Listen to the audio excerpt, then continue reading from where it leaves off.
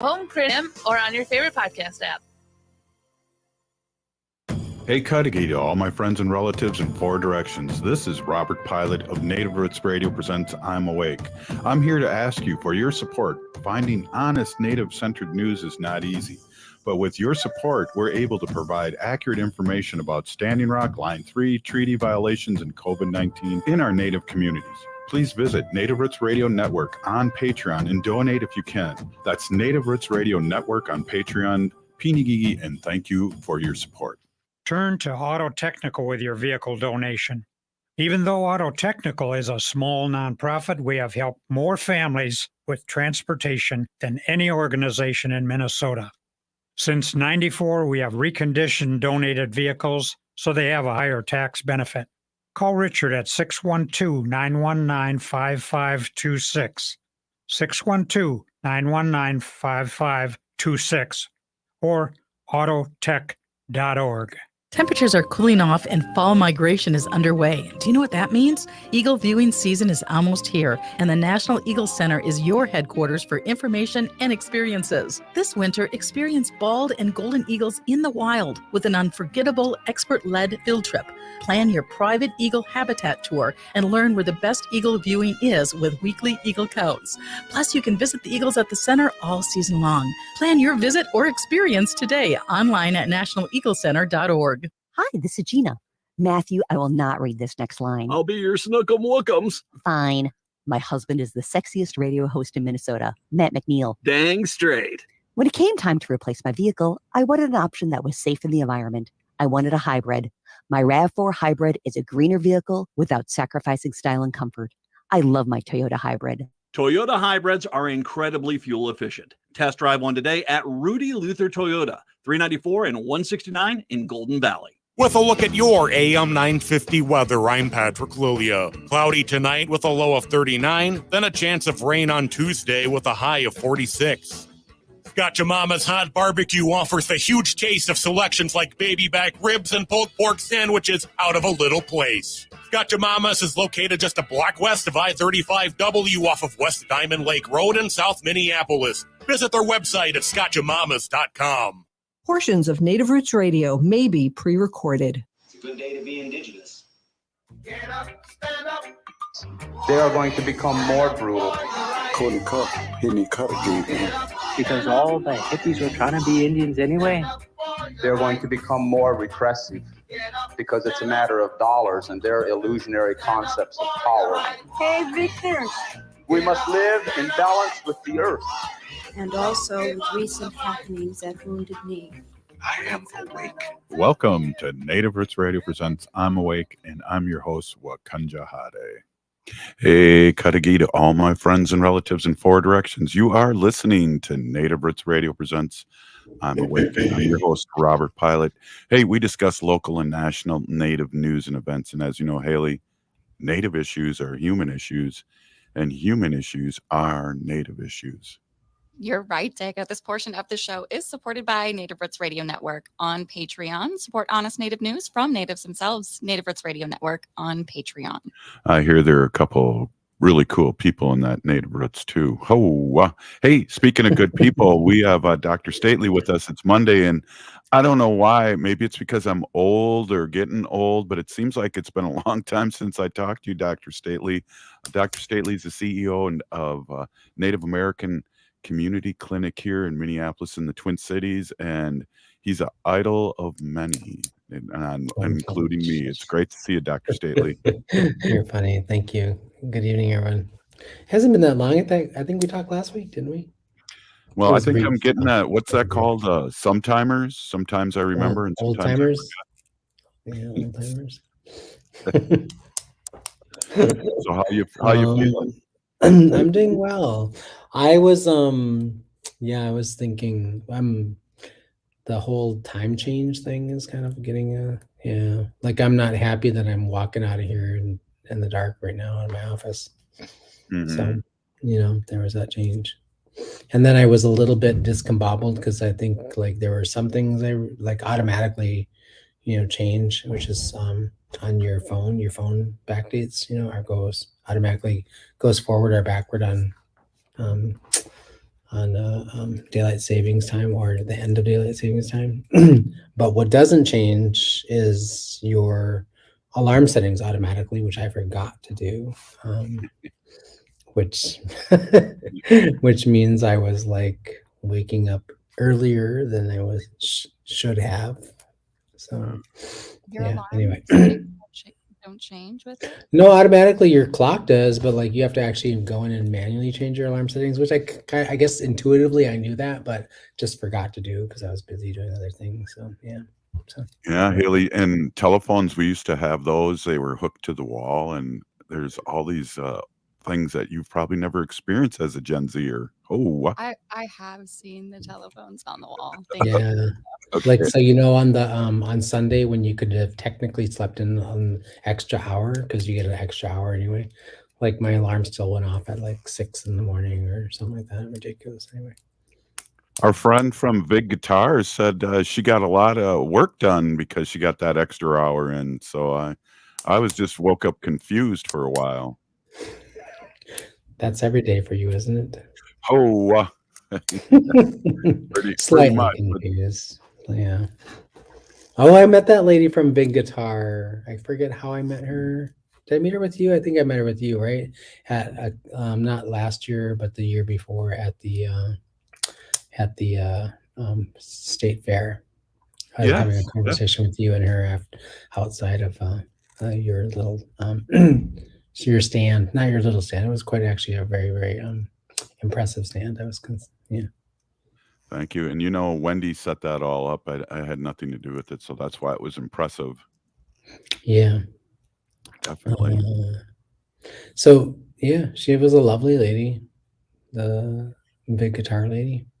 Yeah, I got FOMO because she won tickets on our show for what's the name of the play again, Haley? That's Wes Studi's in. Oh, For Our People. For the People, and she won For the tickets People, from yeah. Native Roots Radio, and then she met Wes Studi and invited him to her store, and he was there for 3 hours. Oh wow, nice. Is he like a musical man or like? Yeah, she knew from a movie that he was in that he played guitar very well, and he played it in this movie. So she said, I think he was surprised that anyone saw that movie, and he came down there to play some guitar. Yeah, Angie's big.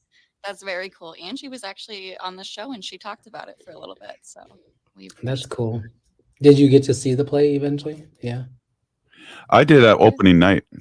Oh, no, of course you did. Oh, that's right. Haley did too. Yeah. Haley and Wendy did. Yeah, we won tickets from Native Roots Radio. Oh, wow. I wonder how that happened. Yeah, anyway, we won't talk about that. That's like a sore subject in our community, I think. Anyway. Winning tickets yeah, no, like when you win the tickets that you yourself sponsor and yeah. No, I was just kidding. We ran ads and we got free tickets, and I'm an elder. Anyways. I know you get. I didn't know that when I signed up and got my tickets. I paid $60 for a really nice seat, 3 seats away, and then like anyway, yeah, it was a whole thing. Yeah. Now I know why your butt hurt. That's fine. Not because we were giving out tickets. Well, yeah. Anyway, so I saw it Saturday with my sister, and yeah, it was nice. I really liked it. There was a a lovely Guthrie patron sitting in front of me. This non-Indigenous man with a very large head that blocked my view most of the time. Yeah, and I was really struggling with like, should I do the whole like tap tap tap? Hey brother, like could you just scooch in your seat a little bit so I can see the stage? But I didn't do that. I just, Jeez. Sounds I like know.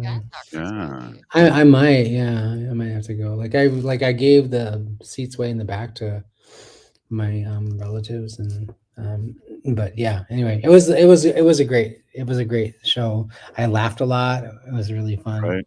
Well, and then what I loved was like the dig on Wes Studi when they're like, oh, he was in Dances with Wolves, don't you know? And then they all like made fun of him.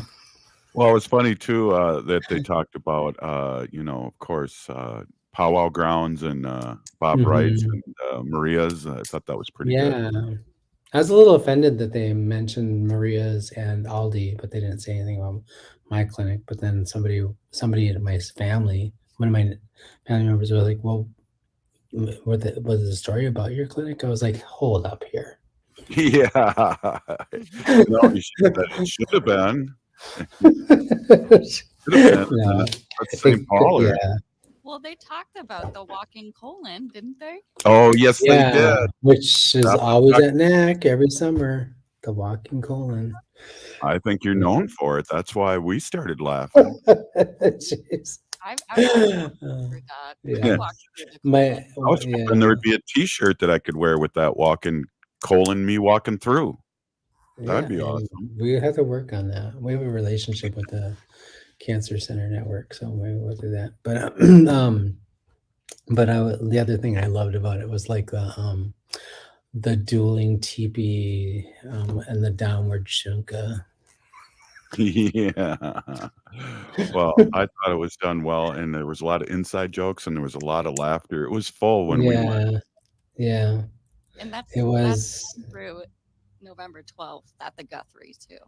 Yep. So I think next Saturday is the last day, right? So yeah, Sunday. That's exciting. It was actually a really one of the things I took away from that. It was like, here we have a really nice piece of work that is, Wes Studios. He's a guy. He's a big name. He's a big Hollywood Indian name, and here he is on Franklin Avenue, appearing, nightly in that play, and sometimes a couple times a day on the Saturday and Sunday matinees. And it was written by local people. It has a local sort of feel and story, and it just was really beautiful to see. It was really it was fun. It was fun to be in there, get the jokes, listen to us poke fun at ourselves, those kinds of things, and just laughter is medicine. So it was amazing. It was just really amazing. I had a great night. Absolutely. And then also too, now West Studi is the first Native American to win Academy Award now that we knocked Buffy out of the running, Buffy St. Marie. So some people call her Bluffy. Good one. I'm getting t-shirts made. That's good. We'll be right back with Dr. Stately. You're listening to Native Roots Radio Presents I'm Awake. Stay with us. Back to school season is here. And while this is an exciting time for parents, kids, and educators, let's not forget how far we've come in our battle against COVID-19. We're in a better place, but COVID-19 is still here, and we need to continue to help protect our communities. With the flurry of new schedules and classrooms, let's not overlook the fundamentals of staying safe. Wash your hands regularly and watch for any symptoms like fever, chills, a cough, or shortness of breath. Should you or someone you know have COVID-19 symptoms, stay home and get tested. Find more tips on continuing to be safe at health.state.mn.us. Let's have this back-to-school season be a time of renewed commitment to our collective health and brighter future for our Native communities. Again, find more tips on continuing to be safe at health.state.mn.us. This message is brought to you in partnership with the Minnesota Department of Health. Hi, I'm Claudia with MNsure, Minnesota's official health insurance marketplace. With MNsure, you can compare health plans from multiple companies and get free help from a trusted expert. Whatever health plan you choose with MNsure, it's guaranteed to cover essential benefits, so you can get the care you need. See if you qualify for discounts, available only through MNsure. If you need quality, comprehensive health insurance, get started now at MNsure.org.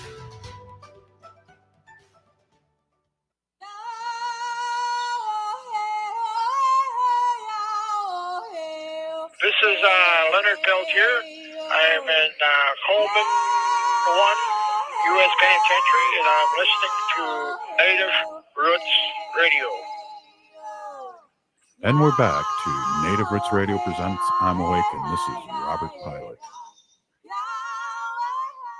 This portion of the show is supported by Native American Community Clinic on Franklin Avenue in Minneapolis, honoring health and tradition. Yes, they do, and that's a great tagline as always. Hey, we're here with Dr. Stately, CEO of Native American Community Clinic here in the Twin Cities, Minneapolis, and we're just talking.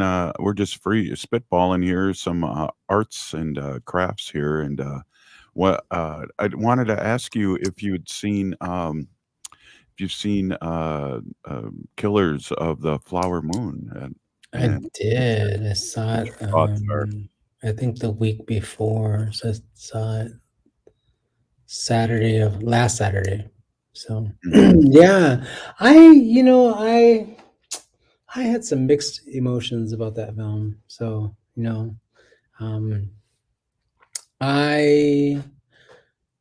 I've seen lots of discussion online and a few other places about, some folks who sort of like are, I don't know, I guess what the word would be. I guess maybe in some ways taking umbrage with like the production, like wanting the more authentic voice of the Osage people to be more present in that film.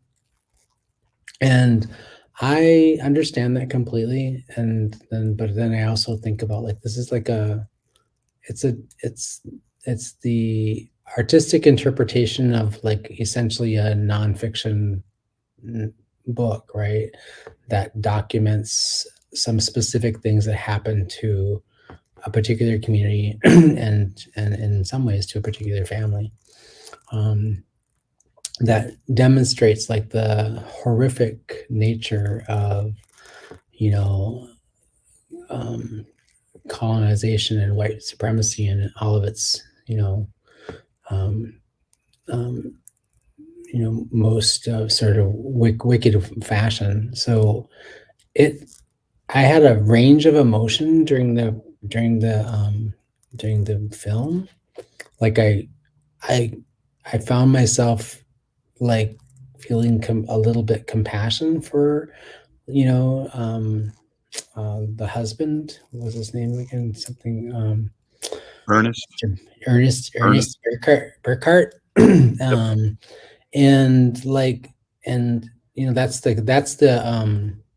that's the tremendous acting skills of Mr. Leonardo DiCaprio, that he can like make somebody so horrifically ugly, feel a little bit human, and you feel a little bit like they took some artistic license, I think, in the interpretation of that, because that's not really the feeling you get from reading the book, right? It's a nonfiction book that's very fact-based. We don't know a whole lot of discussion or information about the nature of Molly and Ernest's relationship, but presumably it was not one that was based on tremendous deep love and affection, right? I don't know how you could love somebody deeply and then treat them the way that he treated her and her family, except that I do know that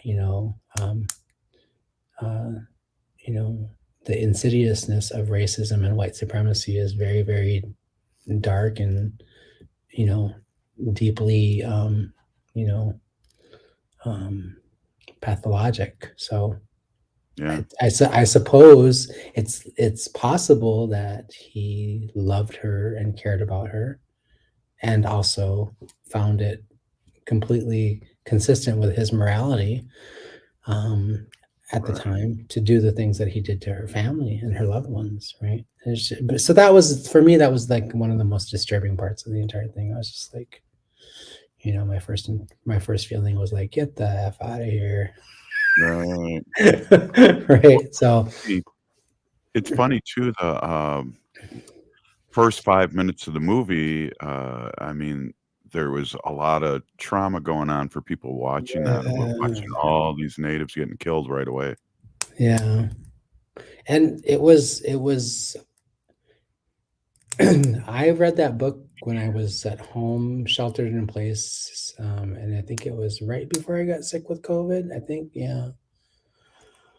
And I read it in literally like 3 nights. I stayed up till all hours of the night after my kids went to sleep, and I slept in, like, I think one night I read until like literally the crack of dawn.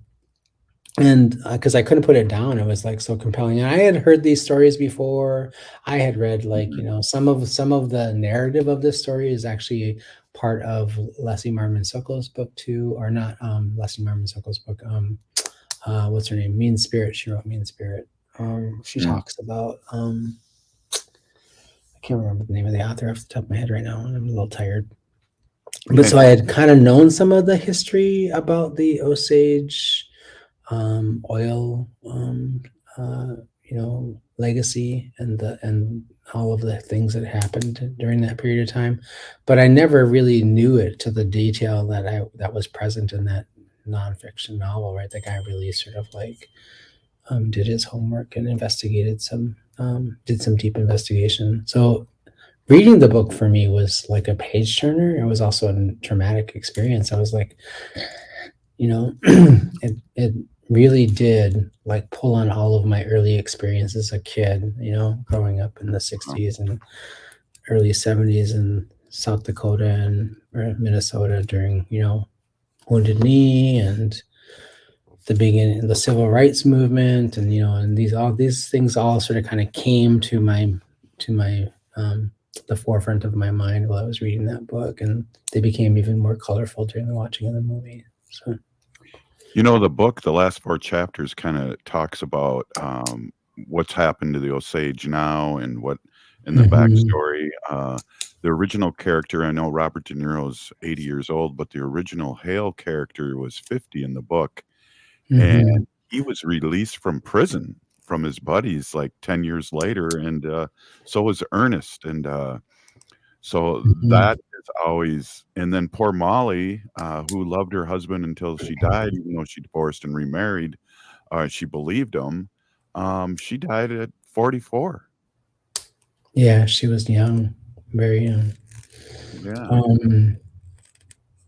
And for me, it was also like, I work in the medical field, right? And so like that whole stuff around like diabetes and their medicine and they're adding stuff to the medicine to make her sick. And I was just like, I'm watching this and I'm like, well, this like, this is like deeply embedded in like the work I do, which is like, like trying to, like get Indigenous people to trust, coming in to see a doctor like that, like they're like, this is why we are so besought with such poor health outcomes, because like we don't have a health system that we trust, many of us, right? And so we are reluctant to do things like go and seek help because we don't know what's going to happen to us. We don't know how we might be harmed. And that's to me, that's the real damaging legacy of that whole part of that film too, is like just really, like just the loss of trust and in the compassion and the commitment that people in trusted roles that are supposed to be caretakers and take care of us and protect and serve and do all those things, and when they violate those things, when they violate that responsibility and that trust, how damaging it is to just those individuals, their families, their communities, their ancestors, and their and then all of their progeny that come after them. It's a real great film that demonstrates, the damaging effect of colonization and white supremacy and the impact that it has on people, on an entire community, if not an entire nation of people. That's a really good insight, and I didn't think of that. I guess I don't have problems going to the doctor, but many of our relatives do. When COVID came up, the untrusting of the vaccines from a lot of our relatives, and so that's huge. That's a really good point. Yeah, like we really struggled with that in the early part of the pandemic. Like, how are we going to get our relatives to trust that this is going to happen? And that this is going to be something that will help them. And I had to be in a lot of those conversations at policy level and with the state and other decision makers and policymakers about, like, how do you build trust with a community that you have historically damaged over a long period of time. Right. Well, that goes back to not only medical, and we're going to have to take a break here real quick, but voting, census, all those things. There's a Ho-Chunk, there's places where Ho-Chunk are from, and then there's places where Ho-Chunk are from that we don't talk about. And that's, I'm sure Ojibwe and Lakota, Dakota too have those places where we can hide when we need to. So those are things that is a legacy for Native Americans, and totally understand, especially with what you just brought up, Dr. Stately. Yeah. Those are survival strategies, right? So exactly. Hey, we're here with Dr. Stately, and you're listening to Native Roots Radio. We're going to bribe him to come on for another segment here. I see you have my hoodie on. How did you come to my house and take my hoodie? That's a good one. Oh, wow. I don't know. When you were asleep, talk about trust. Hey, we'll be right back. This is Native Roots Radio presents I'm Awake. Minnesota has the only original wolf population in the continental United States. And 80% of Minnesotans believe the wolf should be protected. Howling for Wolves is asking Minnesotans to respect our true wildlife manager, the wolf. Their survival is critical to our ecosystems, our communities, and even our economy. As highly intelligent animals with strong social bonds, Minnesota wolves deserve to be protected and admired. Learn more at howlingforwolves.org. Let's live and let howl. Are you thinking about college? Consider checking out Minnesota private colleges. These 18 nonprofit institutions keep the focus on students with small classes and professors who will get to know you. You'll find students from all backgrounds, and no two colleges are alike. And when it comes to cost, they're more affordable than you think. Find the college that's right for you at mnprivatecolleges.org/possible. mnprivatecolleges.org/possible. We are your relatives. We are your relations. Brothers, sisters, sons, daughters. And some of us are your grandchildren. We are your community. Historically, we held places of honor and respect. Because of the impact of colonization, some of us are rejected, thrown out from family, friends, and community, set up as targets for sexual violence, sex trafficked, humiliated, tortured, and murdered. Everybody has the right to be safe. We are your relatives. Remember, homophobia is not traditional. Sponsored by the Minnesota Indian Women's Sexual Assault Coalition. This is Angela Warner for Warner Stellian, and I don't know about you, but I am not the most patient person. Waiting for something once I've decided on it is really hard. So why wait for Black Friday to score up to 50% off appliances? Warner Stellian is guaranteeing Black Friday prices now, so you can finally replace that almost broken dishwasher with free installation on top brands. You can upgrade to that bigger fridge and faster stove and take 2 years to pay with your Warner Stellian card. Shop now at warnerstellian.com. It's no secret that medical care costs are soaring, with nursing home and skilled nursing care costs being some of the highest. You don't have to deplete your savings in order to receive long-term care. At Schroman Law, we work with families to develop and implement strategic planning for medical assistance for long-term care, for assisted living, nursing home care, or home-based care. Contact us today to schedule a free consultation at schromanlaw.com. That's SCHROMEN law.com. This is Chad, owner of AM 950, here to tell you about the exterior construction company I trust, Snap Construction. If your home was hit with the most recent storms, trust the most well-reviewed exterior construction company, Snap Construction, for a free home inspection. This is Ryan, owner of Snap Construction. There are a lot of great construction companies in town. My advice is to take your time and do your research. Make sure they are locally owned and that they guarantee their craftsmanship for life. Also, you want to find a company that's been in business for at least 10 years. You want to work with a company that's going to be there long after the work is done. Snap Construction has handled thousands of claims, and we'll help you through the process. Don't go with the out-of-town, fly-by-night contractor. Most storm damage goes missed by the untrained eye. Trust Snap Construction for your free storm damage evaluation. For your free storm damage evaluation, call Snap Construction at 612-333-SNAP or visit them online at snapconstruction.com. That's 612-333-SNAP or snapconstruction.com. With a look at your AM 950 weather, I'm Patrick Lilia. Cloudy tonight with a low of 39, then a chance of rain on Tuesday with a high of 46. Gotcha Mama's Hot Barbecue offers the huge taste of selections like baby back ribs and pulled pork sandwiches out of a little place. Gotcha Mama's is located just a block west of I-35W off of West Diamond Lake Road in South Minneapolis. Visit their website at scotchamamas.com.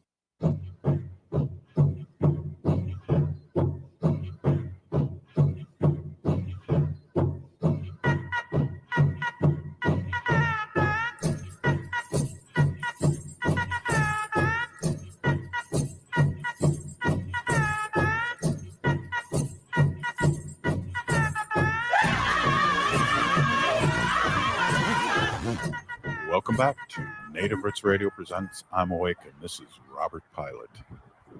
This portion of the show is supported by JS Bean Factory off Randolph Avenue in St. Paul, native owned, bringing us the best coffee that keeps us awake. And you can also order their roasts at juststevesbeanfactory.com. Hey, that's a good call and a good video. Hey, we're here with Dr. Stately, CEO of Native American Community Clinic here in the Twin Cities in Minneapolis. And one of our listeners is saying you guys are deep tonight. So, hey, Dr. Stately is deep tonight. So we appreciate that. Yeah. I got to just tell you what I did this weekend. This last Saturday, I was at the adoptee powwow. And it's always very powerful for me being an adoptee. And there was one young lady who came from Denver, and she was there with her sister that she met for the very first time. And those are the kind of things that make work and things that we do well worth it. And it was very inspirational and emotional this weekend. Wow, nice. Is that the that's the Washipi or the powwow that Sandy Whitehawk and her group put together? Yep, absolutely. And it was at Harding High School this year. Yeah, my nephew sang there. He said, my nephew. I saw that. You know, I got to give you a compliment too. The young twins, Robert and his brother, Chaske. Yeah. Those guys are sounding really good. And you know what's funny? Like we were talking about that over the weekend, and somebody was saying like that you know, Robert and Chaske, they're singing all the time. Like I think somebody said that their dad was like, yeah, like they're in the bathroom and they're singing, and they're like, you know, over here they're singing all the time, and it's like, well, that's, you know, probably a good sign. Those songs, you know, they're either singing those songs and perfecting their singing with them, or they're making new songs, or they're writing songs in their head. It's like you know, they're meant to be singers. It's obvious. It's in their everyday. Yeah, I'm super proud of them. I've had their drum, my nephew Ruben and Chaske and Junior's drum, show up to a number of our events that we've done. Not just at NACC, but like, you know, because we use a lot of different drums, but NACC is engaged in this birthing justice work, and we had them be the drum group to open up all of those events for us and close some of those events. And I had them, you know, be the drummers at a couple of the wedding ceremonies that I've done over the last couple of years. They're just really remarkable young men. I would think that of them if they weren't my nephews. They're just, you know, each one of them are, you know, they know their language. They've learned Dakota and Lakota, and they learned those songs. They practice ceremony. They're really quite remarkable men. I'm really proud to be their uncle. Yeah, you know, I got to say, they were in my last class, my last homeroom at Harding when I was teaching, and they were a lot of fun to get to know each other. And I knew their sister was in my class for 4 years too. And I got to give a quick shout out because I think they got the bug from Barry Hand. I think he mentored them in the very, very beginning, but they've definitely run with it the last year or so. Yeah, for sure. You know, one of the things that is just like, you know, I don't think that any of the sort of like ideas that I get from like about work and programming that I do here at NACC, or that I sort of kind of initiate or push to initiate at the clinic. Over the last 5 years, we've really built out our traditional healing program. We started with one elder and our spiritual care provider, Donna LaChapelle, who recently actually not passed away, but she she retired a couple of weeks ago, and she was moving up to Hinckley, right, to move into elder housing that she finally qualified for. And I love her so much. She was the first person that started our work in cultural and spiritual healing. But like one of the things that has really profoundly impacted me, watching Ruben and these young boys and some of the other young men in our community, like watching them sort of invigorate their relationship with the language, their relationship with the songs and the ceremonies. And I was like, somebody came up to me a few months ago, like about this time a year ago, and said, hey, like, we don't really have a whole lot of programming for Native men. Our men are hurting in our community, and we don't have a lot of resources for them to start doing some of the healing work that they need to do. And I think there's a gap there. And so it really kind of compelled me to think through, and even my own relationship with my own kids and myself and my own journey. I thought, like, how hard was it for me to find like a path to understand my role and my responsibility as an Indigenous man, what it meant to be a modern day warrior. How am I supposed to show up in the world? What is my responsibilities and my roles? How do I cut my own path and learn how to do that when I don't have a lot of,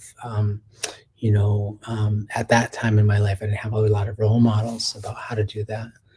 And what I saw happening with my nephews and saw happening with a lot of young Native men in their late teens, early 20s is, how much that drum and that hochaka, that spiritual center sort of kind of pulled them in and drew them to it and gave them a strong sense of purpose. And, you go across Indigenous communities all over the world, the drum is a central figure to every Indigenous community. It's like the heartbeat of it's the first thing we hear is, as spiritual beings, when you come to this earth, that heartbeat of our mother. And so it's a unifying sort of like a principle, and it's also a unifying sort of like a manifestation of like a value that we have. And so I think that's one of the reasons why we're so drawn to it and so tied to it. So we launched a young warrior camp last year, all organized around some of the drum work. We got our first drum. We did some drum making workshops and stick making workshops, and spent a lot of time, cultivating and supporting the young Native men in the community to learn their songs and learn their responsibility of taking care of a drum. And that's really spiraled off and became this much bigger initiative that we're doing in the clinic and trying to help, encourage men to step forward and to take on those traditional roles and responsibilities that we had as being warriors, not warriors who fight, but warriors who like protect women, children, elders, our language, our songs, our culture, our medicines. These are the things that Indigenous Ogichida and Akichita do, right? That's our responsibilities. So it's been a really beautiful thing to watch them do that, and it inspired me to do some things around that work in the clinic. Yeah, definitely. And I know you and I try to, especially when I see people come back to the drum, so to speak, I just tell them how great it is to see them and how they're missed and how they need to, keep coming back and those things too, because we have young warriors too that have gone astray in a sense and try to come back and join community again. And I know you do in your organization, and I think it's really important that we welcome them back in the best way we can.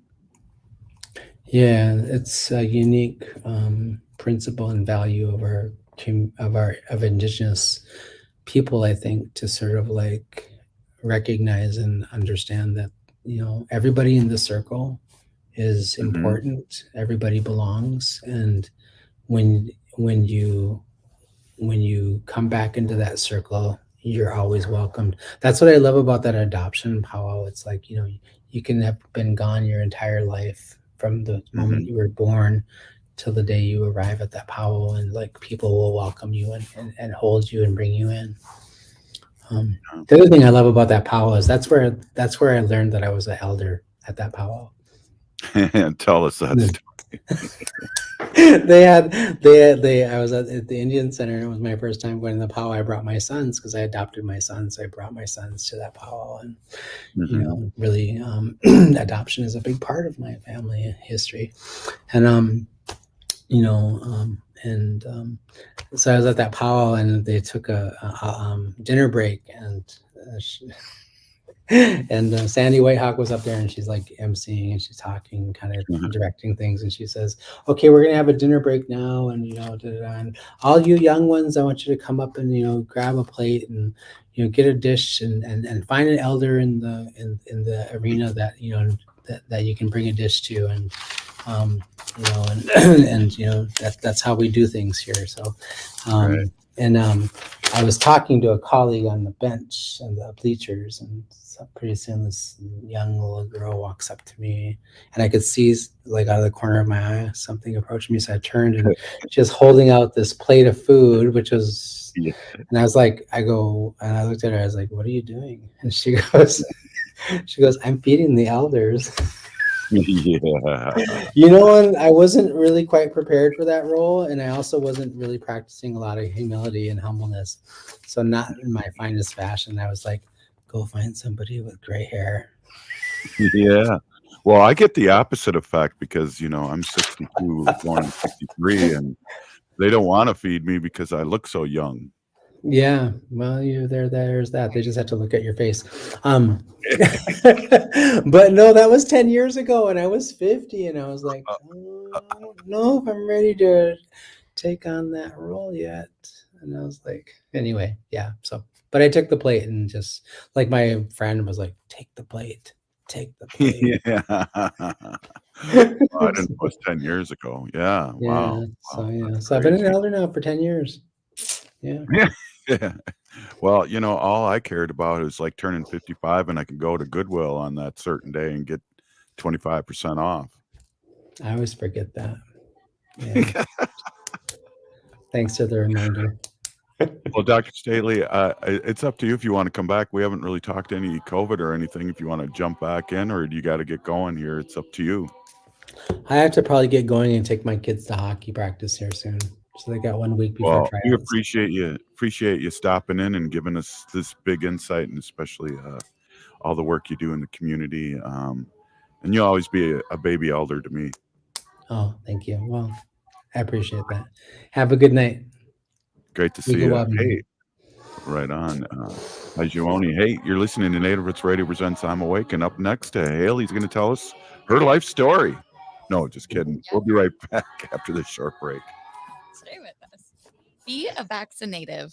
As the fall season continues, new COVID-19 variants threaten the health of not just you, but our elders as well. These new variants might even evade previous vaccines. That's why it's important to stay up to date. The newly authorized vaccines target current variants effectively and are FDA approved for ages 6 months and older. But there is an important note. These are the first COVID vaccines to be commercialized, which means there may be costs associated with them. Speak with your health insurer about your coverage before scheduling an appointment to avoid a surprise bill. For those without health insurance, help is available. Ask your health clinic about options or visit vaccines.gov for free locations. Getting vaccinated protects you from severe disease. Don't put yourself or elders at risk. So be a vaccinative and protect our community. You can visit vaccines.gov for free vaccine locations. This message is brought to you in partnership with the Minnesota Department of Health. Unveil the captivating world of native photography at the Minneapolis Institute of Art. Their new exhibit, In Our Hands, Native Photography 1890 to Now, turns the camera around and puts native photographers in control, featuring hundreds of photographs captured by generations of First Nations, Métis, Inuit, and Native Americans. You'll view the world through their lens, revealing the beauty and complexity of Indigenous heritage. Don't miss this incredible experience. Visit In Our Hands at the Minneapolis Institute of Art now through January 14th. For more info, visit artsmia.org. J&S Bean Factory is a native-owned, community-supported, cozy, artsy coffee shop which offers roasted on-site beans, live music, and baked goods. Relax in the beautiful outside patio. City Pages writes, voted top 10 coffee shops. Tucked into a quiet corner of St. Paul's Highland Park neighborhood, this coffee shop roasts beans on-site from the best coffee-growing countries in the world. Located at 1518 Randolph Avenue, St. Paul. The good stuff. Hi, this is Representative Sharice Davids from Kansas. I'm Ho Chunk, and you're listening to Native Roots Radio. And we're back to Native Roots Radio presents I'm Awake, and this is Robert Pilot. This portion of the show is supported by Howling for Wolves, protecting wolves for future generations. Ho! Ho! Ho!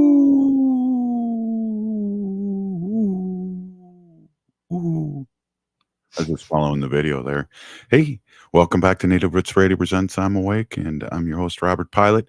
We got the last segment here, and Haley and I are going to be talking a little bit about some things, and we had an opportunity to talk to an elder today that will be playing on Thursday.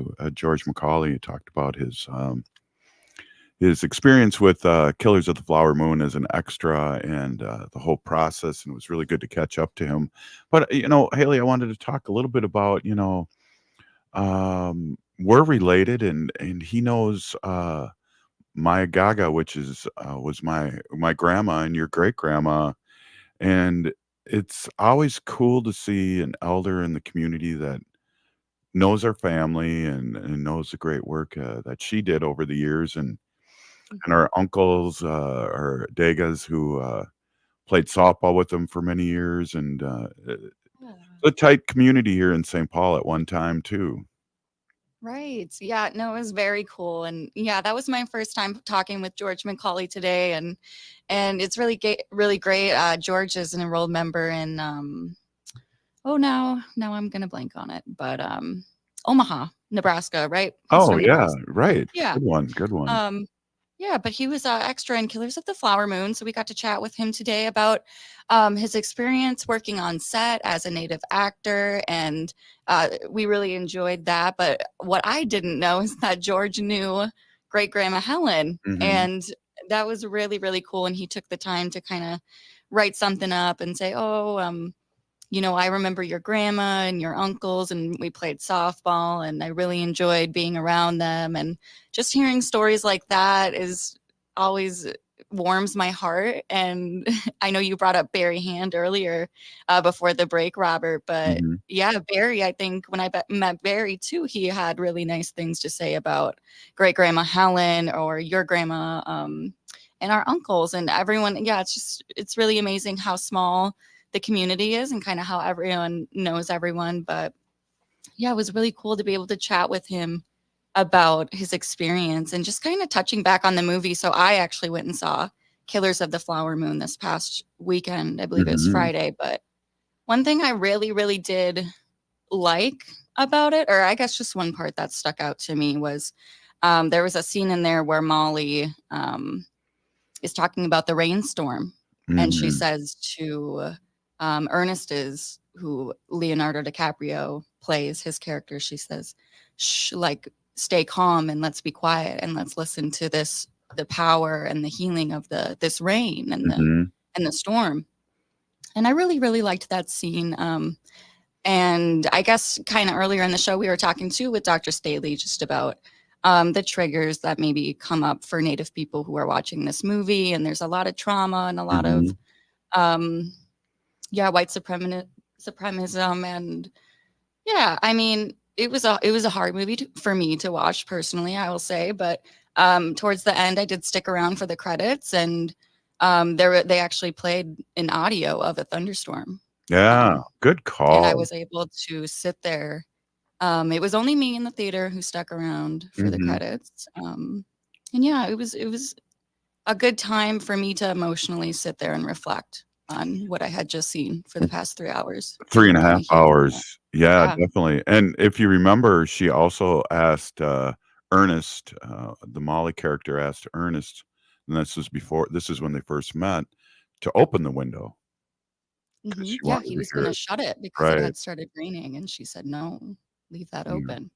Yeah, there's a lot of powerful stuff in there, and I think until you have the capacity to have like Reservation Dogs, where you have the whole cast and the crew and the directors and the writers native, you're going to have issues of the story being told. And For sure. so that's going to be an issue, and I always joke, and I said this already a couple times today, is there was a lot of good out of Dancing with the Wolves too. But I still kind of mock it and call it Dancing with Kevin Costner because of the white savior aspect of the movie. If you haven't seen that movie in a while, Haley, you should watch it again because I did, and I was pretty amazed. And it's also a 3-hour movie too. No, is that one 3 hours? It's so funny you should say that because you refer to that movie quite a quite a bit, and I have actually never seen it, but I believe, like, the past night, I think it was 2 nights ago, maybe I started watching it, and I watched a little bit each night before I fall asleep, and Well, yeah. Wes Studi's in it for sure. Yes. Graham Yep. Greene, who's in Reservation Dogs, and He was in also the Twilight Saga movies too. right, and also I got to tell you, we had before you came aboard to Native Roots Radio, we had the one of the characters in Reservation Dogs that played. Trying to think whose father he played.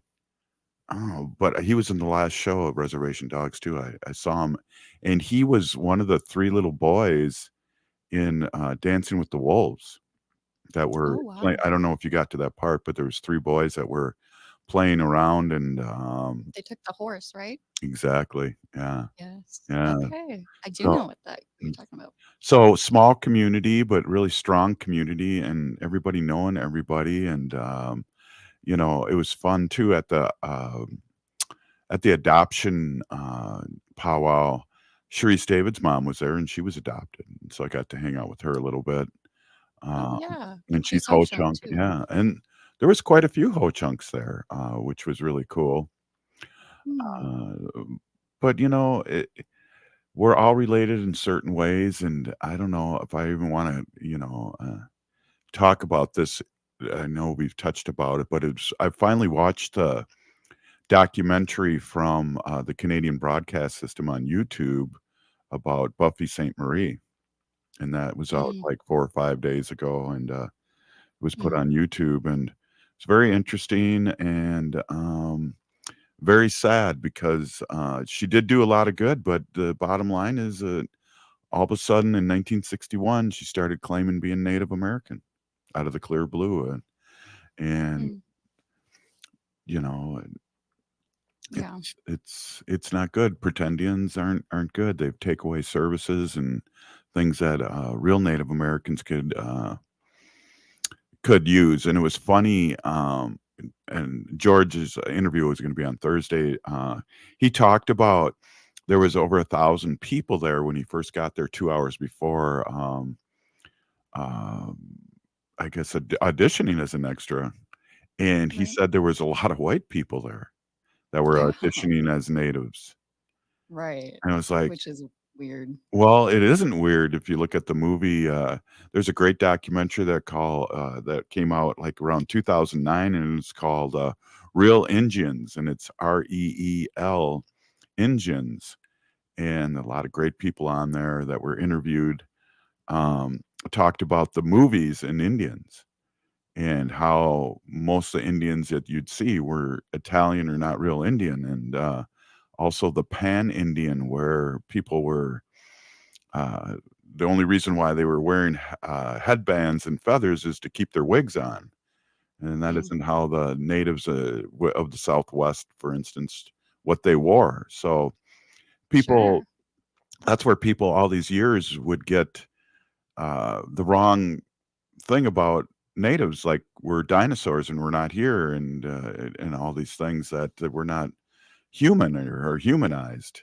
And so Right. And yeah, well, just before we end the show, I know we just got a minute left here, but I quickly want to say we had Dr. Stately on, president and first officer of Native American Community Clinic, and the end of the year is wrapping up here. So if you do not have health insurance yet, I just want to shout out MNsure.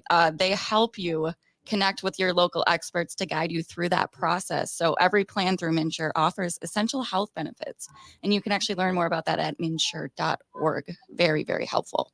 yeah, and they're very helpful. Get in there early so people can help you. I know that's a big deal from a lot of friends and young ones I know that have signed up to MNsure, because it's the law, and also you need insurance, and you never know what's going to happen. You know, good up. Hey, you're listening to Native Roots Radio Presents. I'm Awake, and we're still here. We are the 7th generation. And free Leonard Peltier now. Connections Radio Show is all about tapping into our hardwired hunger